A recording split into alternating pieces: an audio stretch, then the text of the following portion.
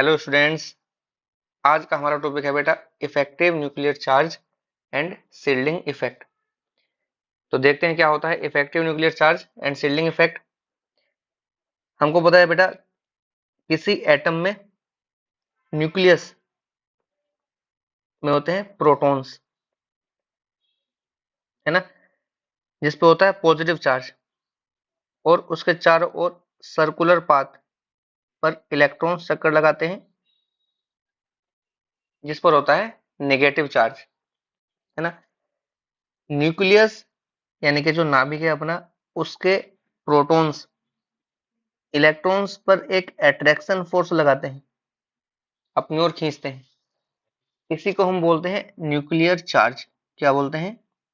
Nuclear charge यानी कि नाभिकीय आवेश, जो कि उस एटम के एटॉमिक नंबर के इक्वल होता है। एटॉमिक नंबर मतलब जेड, या हम कह सकते हैं कि उसमें जितने प्रोटॉन्स हैं उतना ही उसका न्यूक्लियर चार्ज होता है। जितने ज्यादा प्रोटॉन्स होंगे न्यूक्लियर चार्ज भी उतना ही ज्यादा होगा। अब बात आती है जब मल्टी इलेक्ट्रॉन सिस्टम अपने पास होता है, मतलब ये जो हमारे पास डायग्राम है इसको समझेंगे। इसमें जो न्यूक्लियस है, ये फर्स्ट सेल के जो इलेक्ट्रॉन्स है अपने पास, ये फर्स्ट सेल में कुछ इलेक्ट्रॉन्स हैं, इन पे जितना अट्रैक्शन फोर्स लगा रहा है यानी कि जितना न्यूक्लियर चार्ज लगा रहा है, क्या उतना ही न्यूक्लियर चार्ज जो आउटर मोस्ट इलेक्ट्रॉन है उस पर लग रहा होगा? नहीं। क्यों? क्योंकि जो आउटर मोस्ट इलेक्ट्रॉन है, इस इलेक्ट्रॉन तक जाते जाते इस न्यूक्लियस का चार्ज क्या हो जाएगा? कम हो जाएगा। ऐसा क्यों होगा? एक तो इस इलेक्ट्रॉन की नाभिक से दूरी क्या हो रही है? बढ़ती चली जा रही है। दूसरा, ये जो इनर सेल के इलेक्ट्रॉन्स हैं, ये हो गया n is equal to 1 first cell, और ये हो गया सेकेंड सेल। इस सेकेंड सेल को मैं बोल रहा हूँ आउटर मोस्ट सेल, ठीक। और इस फर्स्ट सेल को मैं बोल रहा हूँ इनर सेल, अंदर वाला सेल, ठीक। तो जो इनर सेल के इलेक्ट्रॉन्स हैं, ये इस आउटर सेल के इलेक्ट्रॉन को क्या करते हैं? रिपेल करते हैं, प्रतिकर्षित करते हैं। दूसरी भाषा में कहें तो ये इसको प्रोटेक्ट करते हैं, सील्ड करते हैं। हिंदी में बोले तो रक्षा कवच बनाते हैं इसके लिए। किससे सील्ड करते हैं? इस न्यूक्लियस से, ठीक। तो इसी को हम बोलते हैं बेटा, इस जो रिपल्सन फोर्स लग रहा है, इस रिपल्सन फोर्स को ही हम बोलते हैं सील्डिंग इफेक्ट। क्या बोलते हैं? सील्डिंग इफेक्ट, बिल्कुल सही। इस सील्डिंग इफेक्ट की वजह से क्या होगा? ये जो न्यूक्लियस फोर्स लगा रहा था इस इलेक्ट्रॉन पर, है ना, ये अब काफी कम हो जाएगा, यानी कि घट जाएगा। हम सिंपल ये कह सकते हैं कि ये न्यूक्लियस जितना चार्ज इन इलेक्ट्रॉन्स पर लगा रहा है, इस फर्स्ट सेल के इलेक्ट्रॉन्स पर, अब उतना चार्ज इस आउटर मोस्ट इलेक्ट्रॉन पर नहीं लगाएगा, उससे कम लगाएगा। क्योंकि इनर सेल के इलेक्ट्रॉन्स, ये वाले इलेक्ट्रॉन्स क्या कर रहे हैं? इस आउटर सेल के इलेक्ट्रॉन्स को प्रोटेक्ट कर रहे हैं, सील्ड कर रहे हैं, है ना। इस सील्डिंग इफेक्ट के कारण इस आउटर मोस्ट इलेक्ट्रॉन पर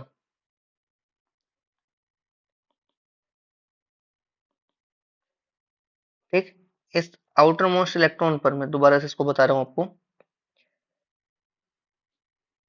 यहाँ पे बना के दिखा रहा हूँ, ठीक। इस आउटर मोस्ट इलेक्ट्रॉन पर जो न्यूक्लियर चार्ज लगेगा वो पहले से कम लगेगा।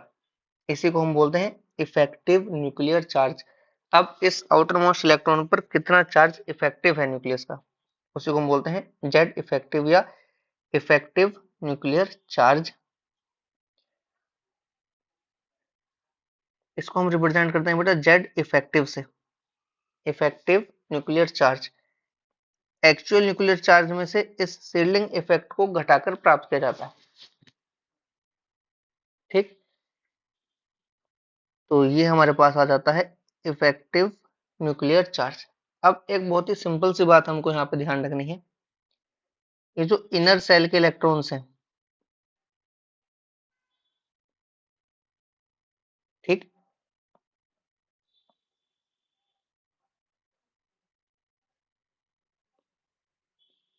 एक मिनट थोड़ा सा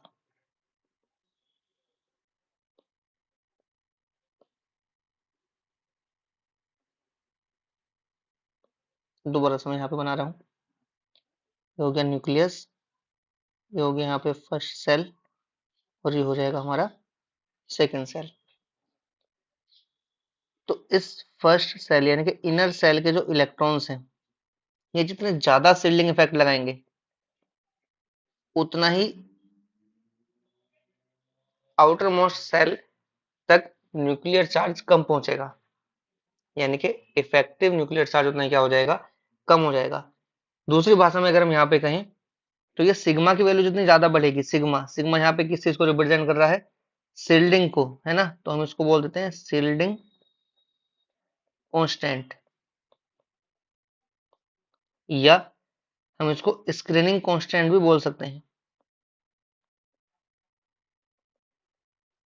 स्क्रीनिंग कांस्टेंट। कहीं कहीं शिल्डिंग इफेक्ट को स्क्रीनिंग इफेक्ट भी बोला जाता है, क्योंकि स्क्रीन बना देते हैं एक।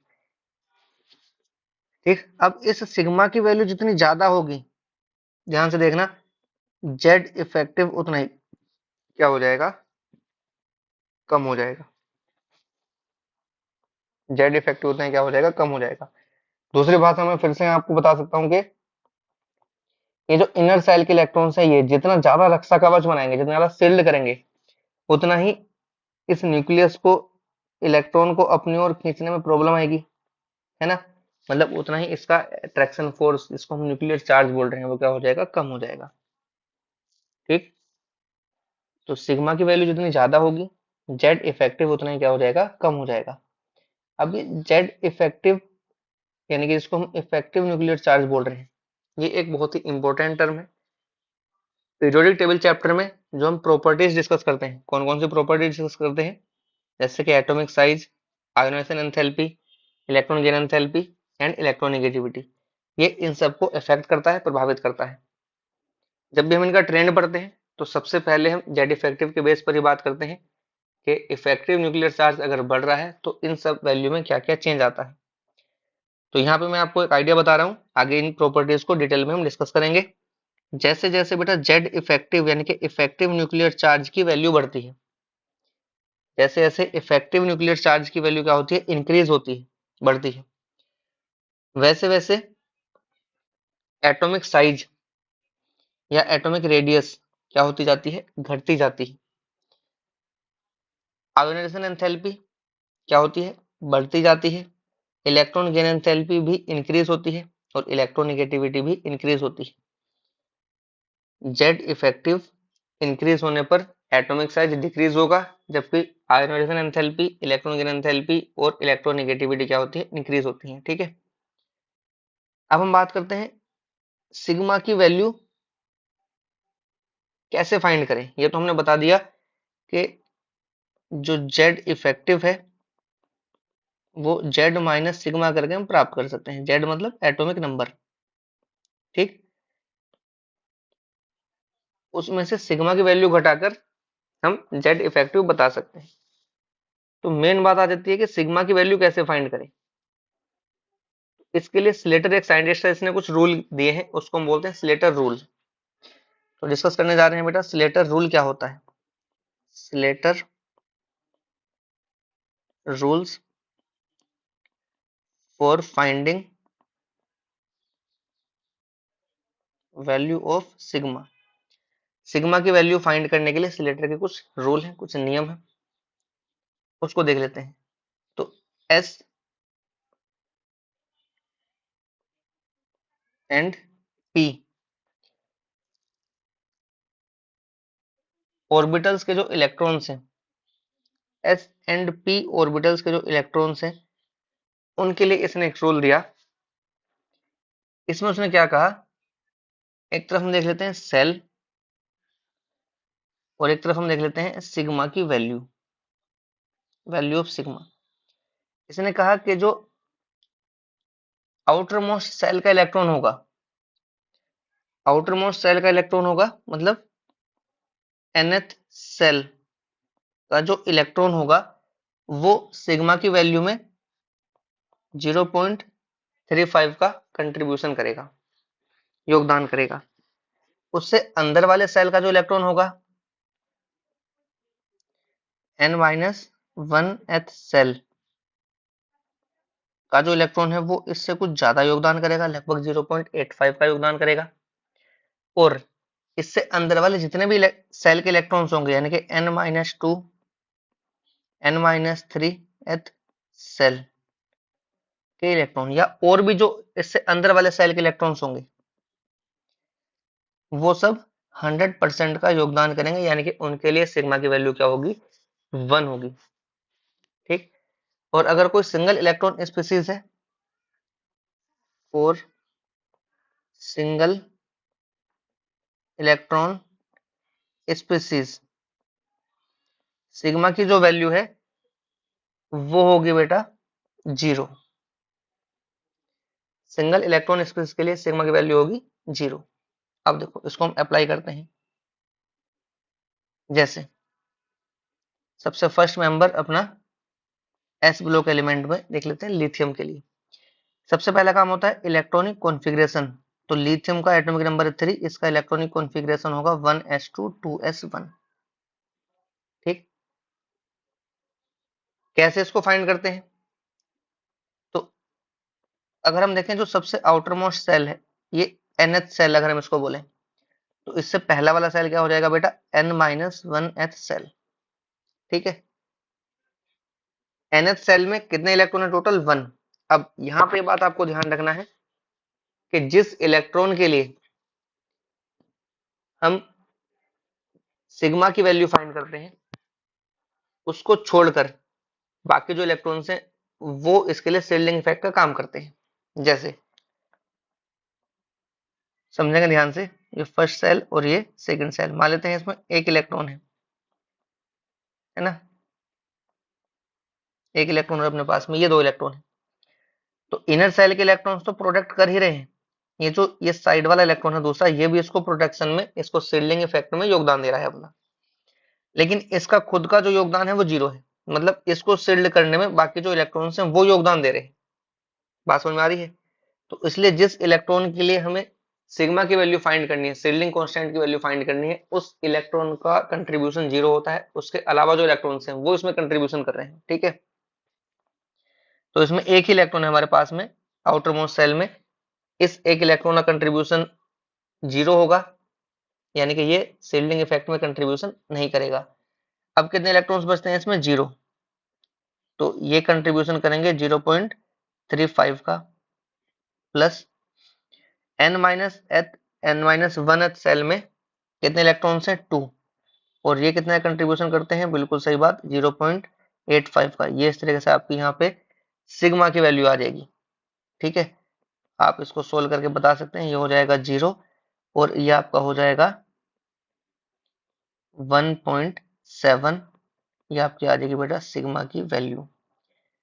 अगर आप यहाँ से जेड इफेक्टिव फाइंड करना चाहते हैं तो इसको भी फाइंड कर सकते हैं, जेड माइनस सिग्मा। जेड मतलब एटॉमिक नंबर क्या था लिथियम के लिए 3, माइनस सिग्मा की वैल्यू कितनी आ रही है 1.7, तो इस तरीके से इसकी वैल्यू कितनी हो जाएगी 1.3। बिल्कुल सही। अब इसी का जो दूसरा साथी है उसको एक बार देख लेते हैं।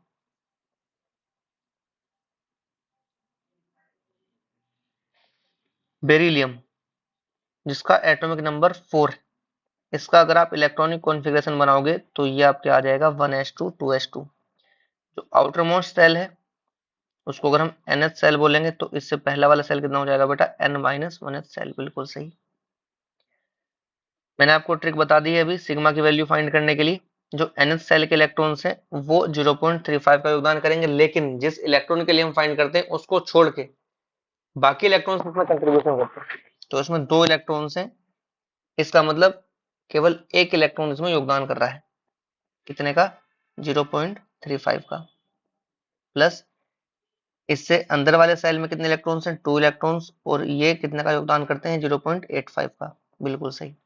तो यहाँ से 1.7 और यहाँ से आपका 0.35, यानी कि ये आपका हो जाएगा 5 2.05। ये आपकी आ जाएगी यहाँ से बेटा सिग्मा की वैल्यू। ठीक। इस तरह से हम इसके लिए भी जेड इफेक्टिव बता सकते हैं। Effective nuclear charge Z minus sigma, Z कितना हो जाएगा इसके लिए एटॉमिक नंबर 4 और सिग्मा की वैल्यू भी आपने बता दी 2.05। तो इस तरीके से जब आप इसकी वैल्यू फाइंड करेंगे तो ये आपका कितना हो जाएगा 1.95 के आसपास आपकी वैल्यू आ जाएगी। ठीक है, इससे हमें क्या ट्रेंड पता चल रहा है? इससे हमको ट्रेंड ये पता चल रहा है बेटा, जैसे जैसे आप किसी पीरियड में लेफ्ट टू राइट चलते हो, लेफ्ट टू राइट अगर हम किसी पीरियड में चल रहे हैं तो जेड इफेक्टिव की वैल्यू क्या होगी? इंक्रीज होगी। आप देखो लिथियम के लिए 1.3 आ रही थी और बेरिलियम के लिए 1.95 ये वैल्यू आ रही है। जैसे जैसे आप किसी ग्रुप में नीचे की ओर जाएंगे, डाउन द ग्रुप चलेंगे, तो जेड इफेक्टिव की वैल्यू क्या होगी? डिक्रीज होगी। ठीक,